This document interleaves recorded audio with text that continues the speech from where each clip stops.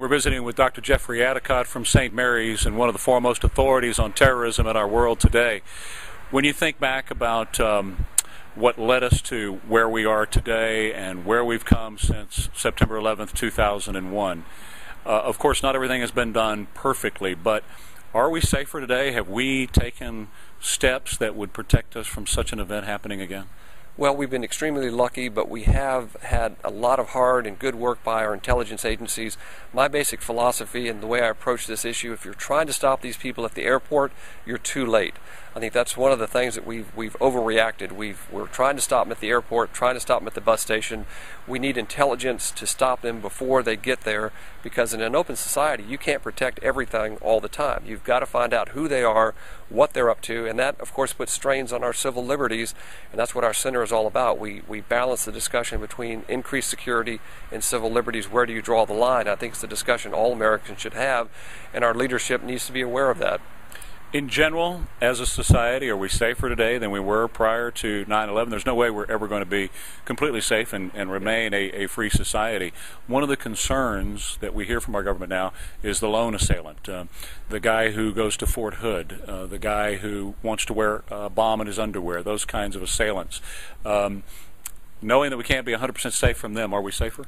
Well, it's the lone wolf is not really an apt description, because these folks are all drawn together in a pattern that supports radical Islam. So the classic definition is just one nut doing it by himself. No, there are thousands of these people. They might operate now in one person cells, 2 people, 3 people, or in larger groups, but their goal is to kill us. Are we safer? This is going to be a long war. It's going to be many generations before we are able to put the lid on radical Islam. And basically, when I say we, it's going to have to be Islam itself that has to stand up, moderate Islam, and say, no, these people are perverting the Quran and the writings. Here's the truth about what our religion says. But there's a lot of people that buy into radical Islam, so it's not going to be a short campaign. We are going to have another 9/11 event of some sort, whether it's by a small group or a larger group. We've been on the offense for the last 10 years. We've driven them and driven them and driven them across the Middle East, and that's kept them off balance, Al-Qaeda Central.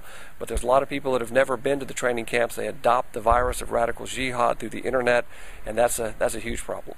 Dr. Jeffrey Addicott is joining me right now from St. Mary's, one of the foremost authorities on terrorism in our world, during our 9/11 special. Treyware on 550 KTSA and online at ktsa.com.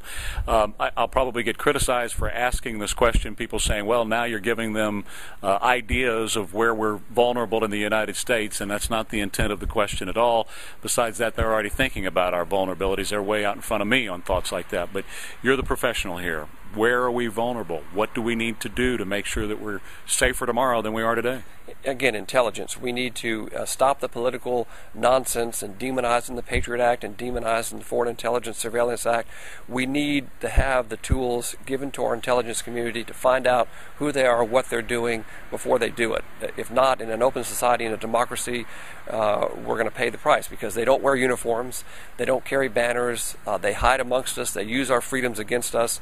So we have to fight them with good intelligence at all levels.